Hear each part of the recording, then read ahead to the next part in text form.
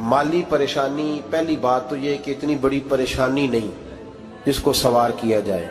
आयत पढ़ूंगा कुरान पाक की और मेरा ख्याल है कि बहुत सारी परेशानियां तो कुरान मजीद के लफ्जों से दूर हो जाएंगी। सूरह हूद है, उसकी आयत नंबर 6 है, 12वें सिपारे की पहली आयत है। क्या अंदाज है और मेरे रब का कितना मन मोह लेने वाला और दिल को छू लेने वाला अंदाज है। रब करीम ने फरमाया वमा मिन दाब्बतिन फिल अर्द, फरमाया नहीं जमीन पर कोई भी ऐसा चलने वाला, जमीन पर कोई ऐसा नहीं जो चलता हो, इल्ला अलल्लाहि रिज़्कुहा, जिसका रिस्क अल्लाह ने अपने जिम्मे न लिया हो। जमीन पे कोई चलने वाला ऐसा नहीं जिसके रिस्क की जिम्मेदारी रब करीम की ना हो। तो जिम्मेदारी रिस्क किसकी है? बोल के बताएं, बोल के किसकी जिम्मेदारी है जी? अल्लाह। देखिए गौर फरमाएं, यहाँ मुफस्सिरीन ने एक बात लिखी है इस आयत के तहत कि फरमाया जो जमीन पे चलने वाला है उसका रिस्क अल्लाह के जिम्मे। फरमाते हैं कि ये अल्लाह ने हमारी अकल के मुताबिक हमसे बात की है, वरना आसमानों में जितनी मखलूक है रिस्क उसका भी अल्लाह के जिम्मे ही है। यहाँ जो फिल अर्द के लफ्ज है जमीन पे, वो हमें समझाने के लिए कि तुमने तो सिर्फ ये दुनिया देखी है ना, तो जिसको तुमने देखा है वो सब खाते अल्लाह का दिया हुआ ही है। तो जो हमने देखा था रब करीम ने उसके मुताबिक हमें समझा दिया।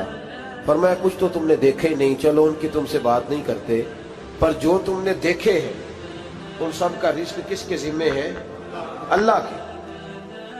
मेरे रसूल करीम सैयद आलम सल्लल्लाहु ताला अलैहि वसल्लम कुरान मजीद की जब तर्जुमानी करते, वजाहत करते, तो महबूब पाक सल्लल्लाहु अलैहि वसल्लम भी कोई इश्काल रहने नहीं देते थे, कोई इश्काल नहीं रहने देते थे। मेरे महबूब करीम अलैहिस्सलातु सलाम ने फरमाया अल्लाह पे भरोसा रख के सवेरे निकल जाना रिस्क की तलाश में। किस पे भरोसा रखना है? निकलना तुम्हारे जिम्मे है। ये ना कहना कि घर बैठूंगा तो यही आएगा, निकलना तुम्हारी जिम्मेदारी है। जितनी जिम्मेदारी है वो पूरी करना। अल्लाह पे भरोसा करके निकल जाना तुम्हारी जिम्मेदारी है। रब का जिम्मा है तुम्हें रिस्क देना, वो जरूर तुम्हें रिस्क पहुंचाएगा। या रसूल अल्लाह सल्लल्लाहु अलैहि वसल्लम किस तरह पहुंचेगा? तो जरा हुजूर के लफ्जों का हुस्न भी देखिए। नबी पाक सल्लल्लाहु अलैहि वसल्लम ने फरमाया जिस तरह मौत तुम्हें ढूंढ लेती है ना कि तुम कहां मौजूद हो, जब वक्त आता है तो इंसान पाकिस्तान में हो तब भी आ जाता है, जद्दा में हो तब भी आ जाता है, मक्का में हो या मदीना तैयबा में वक्त फिर भी आ जाता है। फरमाया जिस तरह मौत तुम जहां भी हो तुम तक पहुंच जाती है ना, इस तरह तुम्हारा रिस्क भी तुम जहां मौजूद होते हो अल्लाह वहां पहुंचा देता है, पहुंचा देता है। तो या रसूल अल्लाह सल्लल्लाहु अलैहि वसल्लम किस अंदाज में? तो फरमाया निकल जाना तुम्हारी जिम्मेदारी है। फरमाया सवेरे परिंदे भी निकल जाते हैं और शाम को जब लौटते हैं तो अल्लाह उन्हें पेट भर के रोजी अता फरमाता है। हालांकि उनको नहीं पता होता हमारा कारखाना कहाँ है, हमने कहाँ जाके मजदूरी करनी है। उनको नहीं पता होता कि हमारा दफ्तर कहाँ है, हमने किस ऑफिस में बैठना है। उनको नहीं पता होता कि हमने कहाँ जाके माल खरीदना है और कहाँ से हमने फिर उसको दोबारा बेचना है। उन्हें खबर नहीं होती। अल्लाह पे भरोसा करके निकल जाते हैं। निकलना तो तेरे जिम्मे है कि नहीं? फरमाया वो तू ड्यूटी कर, शाम को अल्लाह जो रब परिंदों को रोजी देता है वो तुझे भी अता फरमाएगा। मैं कहता हूं सोच कितनी कमजोर है उस आदमी की जो कहता है कैसे मिलेगा। कितनी कमजोर सोच है। जो रब बैल को रोजी देता है, बकरी को रोजी देता है, इस जमीन इस धरती पे अगर बसने वाला ऊंट भूखा नहीं सोता, चले ये तो पालतू जानवर होते हैं, इस धरती पर बसने वाली अगर बिल्ली और कुत्ता रोटी खा के सोते हैं तो तू तो अशरफुल मखलूकात है। तूने अपने ज़हन में क्या टेंशन पाल लिया है कि नहीं आएगा तो मर जाऊंगा, क्या बनेगा, किस तरह होगा? तू क्यों इतना परेशान हो गया? भाई माली परेशानी सबसे ज्यादा उस बंदे ने ओढ़ ली है जिसकी तवक्कुल की बात कमजोर हो गई है। तू सीधी तवज्जो अपने रब करीम की जानिब रख, सीधी तवज्जो अल्लाह की जानिब कर। रब फरमाते हैं जिम्मा तेरा नहीं, जिम्मा मेरा। लेकिन तनख्वाह एक आती है घर में। जब एक बच्चा होता है तो तब भी काम चलता है। जब अल्लाह 2 बच्चे दे दे फिर भी उस तनख्वाह से काम चलता है। जब 3 हो जाए फिर भी चलता है। जब 4 हो जाए, नहीं आप ना भी बोले तो बात तो सही है, बहरहाल काम फिर भी چلے اسی تنخواہ میں سے جب بندہ بڑے بیٹے کی شادی کر کے بہو بیاہ کے لے آئے تو پھر بھی کام چلتا ہے، اور جب اس بیٹے کو اللہ بچے عطا کر دے تو اسی گھر میں، اسی آنگن میں، اسی چھت کے نیچے کام چلتا ہے۔ تو پھر تو مان جانا کہ چلانے والا تو نہیں، چلانے والا کوئی اور ہے۔ پھر تو مان جا کہ چلانے والا کوئی، تو اس وقت جب تنخواہ تیری لگی تھی تو کہتا تھا ابا ابھی میری شادی نہ کر، میں بیوی کو کیسے کھلاؤں گا؟ تو وہی شخص ہے جس کی چھت کے نیچے پھر 1.5 درجن پوتے بھی پل رہے اور گزارا ان کا بھی ہو رہا ہے۔ تو رزق کا ذمہ کس کا ہے؟ اللہ کا ذمہ۔ اب ہمیں پتہ ہے پہلی بات تو پریشانی اس لیے اتار دینی چاہیے کہ ذمہ ہمارا ہے ہی نہیں۔ اب دوسری بات یہ کہ ذمہ داری کس کی ہے؟ اللہ حکیم بھی ہے اور علیم بھی ہے، حکیم بھی ہے اور جانتا بھی ہے، اور اسے پتہ بھی ہے کہ دینا کس طرح ہے۔ اب ہم پتہ کیا کہتے ہیں؟ کہتے ہیں وہ جو بندہ پجاروں میں بیٹھا ہے وہاں اسے نہیں بیٹھنا چاہیے تھا، اور میرا حق تھا۔ تجھے زیادہ پتہ ہے کہ اللہ کو؟ بول کے بتانا کس کو پتہ زیادہ ہے؟ کیوں جی؟ تو آپ اصل ٹینشن پتہ کب لگتی ہے؟ جب بندے کہتے ہیں نہیں وہ پجاروں میری تھی، میرا حق تھا۔ وہ جب گزرتی ہے نا پاس سے مہران کے تو مہران والا ٹینشن بڑی لیتا ہے، حالانکہ اللہ کو زیادہ پتہ ہے کہ وہ حق۔ ایک بات اپنے ذہن میں یاد رکھ لیں، رٹ لیں کہ جو میرے لیے بہتر تھا میرے رب نے مجھے دے دیا، تو بات ختم ہو گئی۔ بس وصل اچھا ہے نہ فراق اچھا ہے، یار جس حال میں رکھے وہی حال اچھا ہے۔ بس جو میرے حق میں بہتر تھا میرے رب نے مجھے، مسئلہ یہ ہے کہ تو اس پہ راضی ہونے کو تیار نہیں۔ حضرت علی کرم اللہ تعالی وجہ الکریم نے میرے نبی پاک کی ایک حدیث بیان کی ہے، اور جناب علی جب یہ حدیث بیان کیا کرتے تھے تو حضرت مجاہد فرماتے ہیں یوں لگتا تھا کہ جیسے حضرت علی ہمیں ہر پریشانی سے نکال رہے ہیں۔ مولا علی شیر خدا رضی اللہ تعالیٰ عنہ فرماتے ہیں کہ مجھے میرے نبی پاک صلی اللہ علیہ وسلم نے ایک طریقہ دیا تھا ٹینشن فری ہونے کا۔ آپ فرماتے ہیں مجھے تو بڑا راس آیا ہے، تم بھی اگر کر لو گے تو تمہیں بھی فائدہ دے گا۔ کہا وہ کیا؟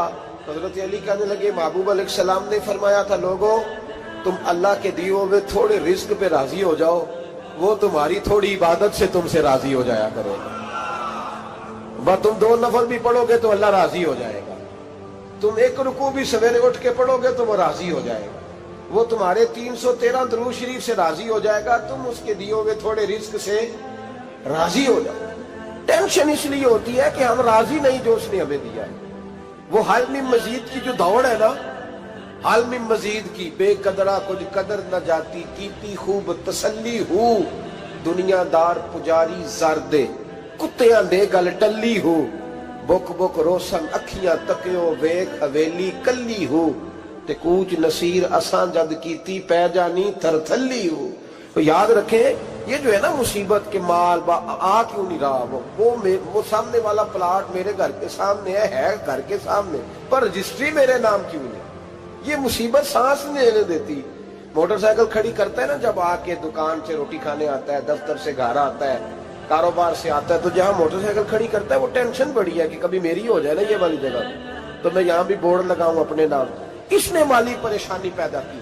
تو جس حال میں ہے، کیونکہ تو نے اپنا یہ حال خود نہیں بنایا، جس نے بنایا ہے وہ بڑا بہتر جانتا تھا کہ تو اسی حال میں اسے اچھا لگتا ہے۔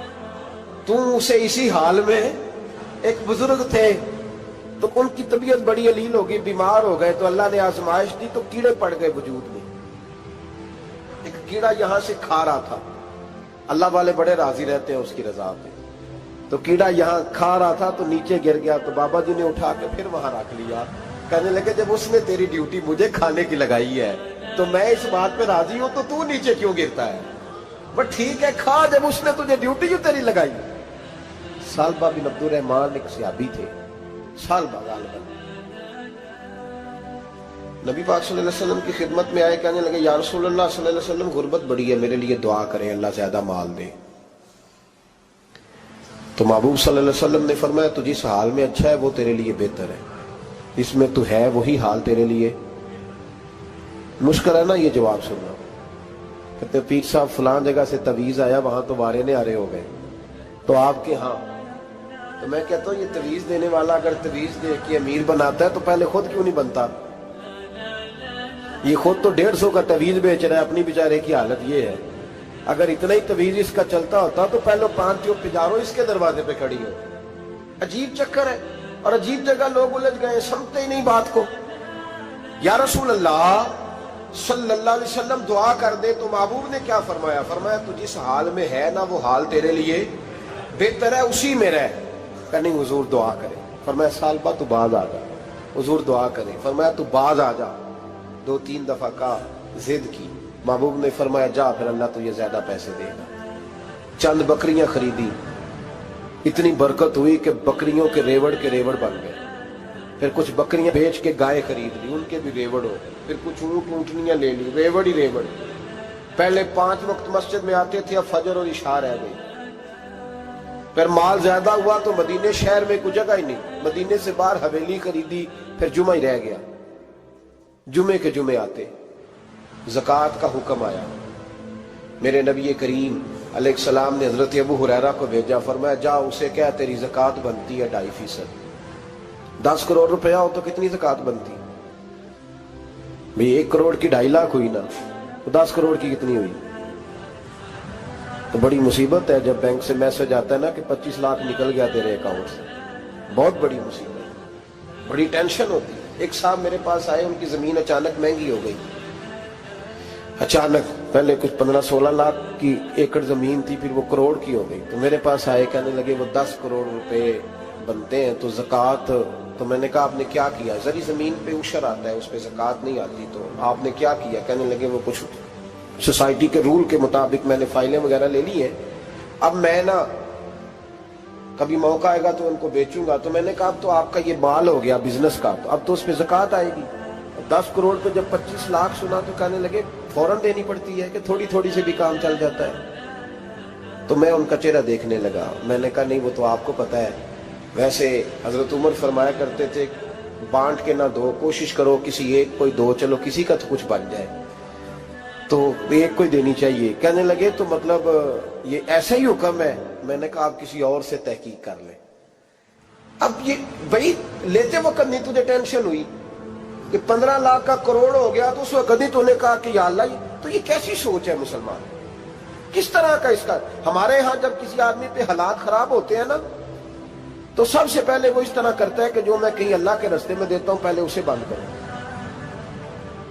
جس رستے تجھے آ رہا تھا پہلے تو نے وہ رستہ بلاک کیا۔ حضرت اسماء بنت ابی بکر صدیق کہتی ہیں میں حضور کو مسجد کے لیے، ادارے کے لیے، صحابہ صفا کے لیے کچھ دے رہی تھی، تو میں نے گننا شروع کیا تو حضور مسکرانے لگے۔ حضور مسکراتے کیوں ہیں؟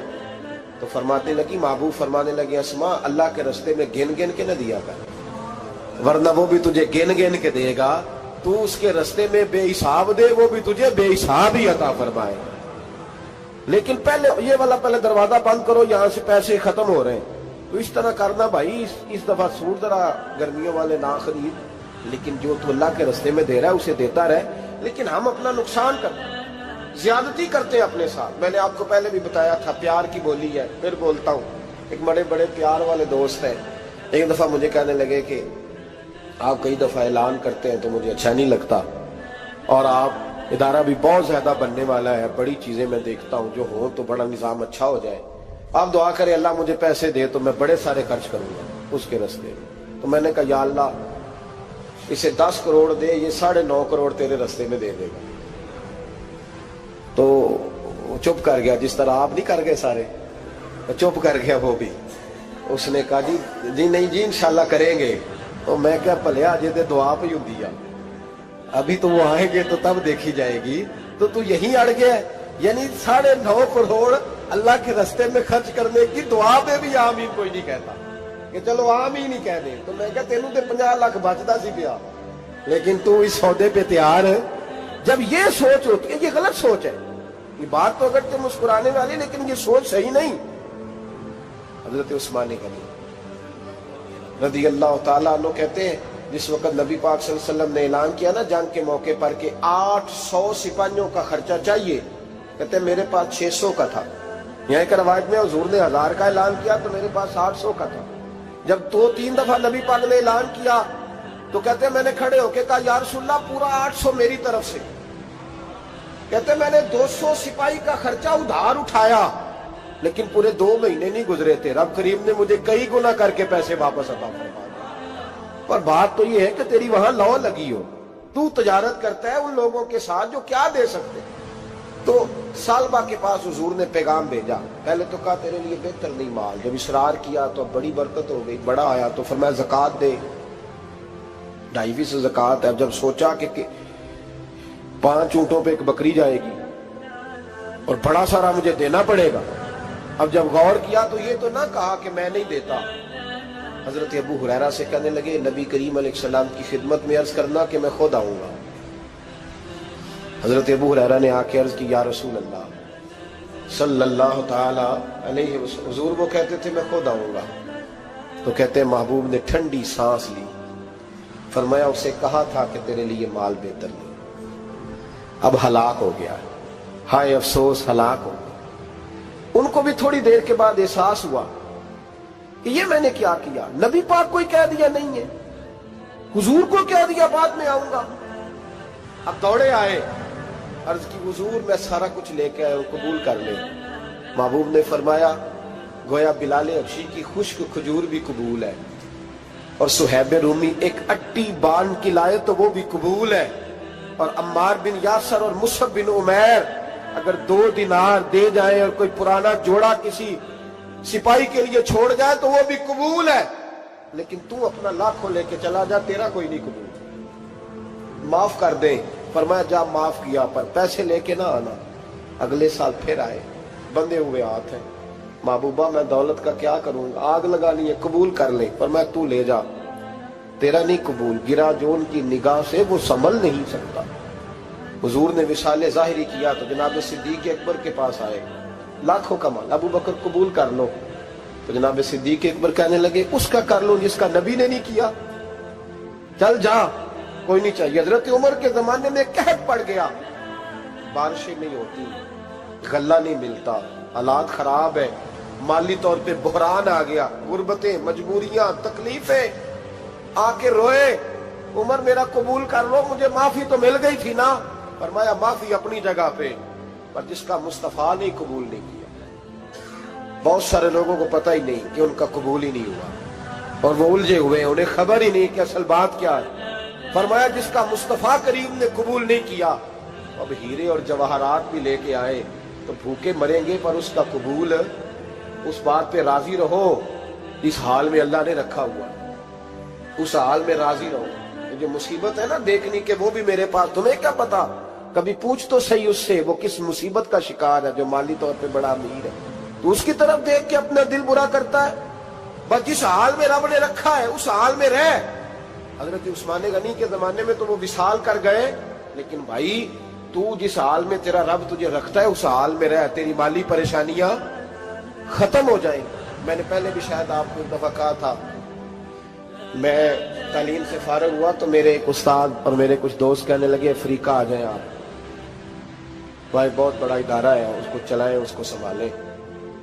میری والدہ سے میں نے کہا، اس طبیعت ہوتی ہے نا انسان کی، میرا بھی دل لگ گیا۔ میری اماں پڑھی نہیں تھی لیکن اللہ نے دانائی بڑی عطا فرمائی تھی، حکمت بڑی تھی، سیانی بڑی تھی۔ تو میں نے کہا اماں جی تو مجھے ساؤتھ افریقہ کی دعوت ہو رہی ہے، تو آپ کیا کہتی ہیں؟ تو اٹھ کے میرے پاس آ گئی اور مجھے انہوں نے اپنے بازوؤں میں لے لیا، پھر میرا ماتھا چوما، کہنے لگی پتر میں تے وال بھی نہ پوٹ کے دیوا کسی نے، ہم نے دولت کا کیا کرنا، تو اللہ کا نام لے کے کہیں بیٹھ جا، رب کریم رونقیں لگا دے گا، خیر ہو جائے۔ تو میرے بھائی یاد رکھیں ان چیزوں سے تھوڑا سا دیکھیں نا، قناعت کریں، جو اللہ نے دیا اس پہ راضی ہو جائیں، اللہ بڑا مہربان ہے، وہ آسانیاں کر دیا کرتا ہے۔ تو یاد رکھیں میرے رسول کریم علیہ السلام نے ایک تو ہمیں درس یہ دیا ہے کہ تو سمجھ جا، قرآن نے ہمیں بتایا ہے کہ روزی تیری ذمہ داری نہیں، روزی کس کی ذمہ داری ہے؟ اللہ کی۔ اور دوسری بات یہ کہ جو اللہ نے تمہیں دیا ہے اس پہ تو راضی ہو جا، تیری مالی پریشانیاں ختم ہو جائیں۔ اور پھر حضور صلی اللہ علیہ وسلم نے فرمایا مذہبی طور پر جب دیکھو تو آگے دیکھو، اور دنیاوی طور پر جب دیکھو تو پیچھے دیکھو، پریشانی ختم ہوگی۔ مذہبی طور پر جب دیکھو، جو 5 نمازیں پڑھتا ہے وہ تہجد پڑھنے والے کو دیکھے، اور جو تہجد پڑھتا ہے وہ اشراق چاشت پڑھنے والے کو دیکھے، اور جو بندہ اشراق اور چاشت پڑھتا ہے پھر اس کو دیکھے جو سارا دن مصطفیٰ پہ درود پڑھتا ہے۔ ऊपर ऊपर देखे कि मैंने और नेक होना है और नेक, और जब माली मामला है तो फिर नीचे देख। अगर तू बैठा ना बाजारों पे तो फिर टूडी वाले पे नजर कर, उसका क्या हाल है। और अगर तू वहां बैठा है तो देख मेहरान वाला भी तो गाड़ी चला ही रहा है, और अगर तू वहां है तो मोटरसाइकिल वाला देख, और तू वहां है तो फिर साइकिल वाले पे नजर, और अगर तू साइकिल वाला है तो पैदल वाले को देख, अगर तू किराए के मकान में रहता है तो फिर झोंपड़ी वाले को देख, और अगर तू झोंपड़ी में रहता है तो फिर भी परेशान ना होना। कुछ ऐसे भी हैं जिन्हें झोंपड़ी भी नसीब नहीं, जो सड़क पर लेटे हुए। और अगर तू तंदुरुस्त है ना तो कभी जाके अस्पताल में देख हाल क्या है, लोग किस हाल में। तो हम शुक्र नहीं अदा करते, उसका नुकसान क्या होता है, नेमतें चली जाती हैं। अल्लाह फरमाते लाइन शकर तुम लाज़ीदन्नकुम, तो शुक्र अदा कर, मैं नेमतों में इजाफा कर दूंगा। तो भाई माली परेशानी का तीसरा सबब यह है कि हम देखते हैं माली तौर पर ऊपर, तो फिर हमें तबीयत बिगड़ती है। और फिर माली परेशानियों के कुछ और असबाब भी हैं। इमाम शाफी फरमाते हैं जिन घरों में लोग फजर की नमाज के वक्त सोए होते हैं उन घरों में रिस्क नहीं आता। आप फरमाते हैं फजर का वक्त अल्लाह के देने का वक्त है, उस वक्त अल्लाह बांटता है।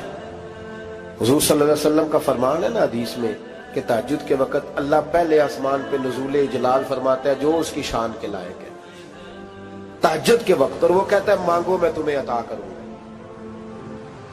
लेने की बारी आए तो बंदा समेट समाट के अंदर घुस जाए। हमारे यहाँ ये होता है कि इशा के बाद बच्चे बैठते हैं मोबाइल लेके, तहज्जुद का वक्त आता है तो उनकी आंखें बंद होनी शुरू होती, तो लेने के वक्त तो तू सोया था, तेरा मसला कैसे हल होगा भाई। जब कोई आदमी खैरात बांट रहा हो तो जो प्याला पीछे कर ले उसे मिलेगा। कहते उस वक्त आना जब मैं बांट रहा था, अब तो किधर आ गया है। मिसाल दे रहा हूं, तो फजर का वक्त मांगने का है, तो सारी रात तो गुजर गई गेमें खेलते टीवी देखते, और जो लेने का वक्त था तू सो गया, तो कैसे आएगा तेरे पास। तो उठे सवेरे बंदों से मांग के देख लिया, बड़ी इज्जतें खराब हुई। फजर का वक्त उठ के झोली फैलाए। मेरे रसूल पाक अलैहिस्सलाम फरमाते हैं, रब फरमाते हैं जब बंदे मेरे आगे झोली फैलाते हैं मुझे शर्म आती है। किसे चुमे यार गुलाब ताई, किसे जाके कलीनो चुमे आए, किसे चुमे यार दी चौखटनो,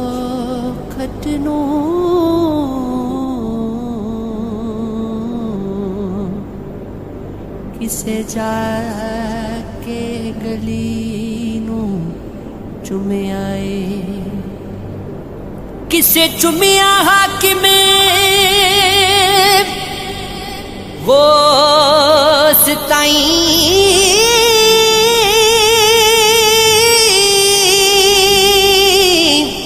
किसे पीर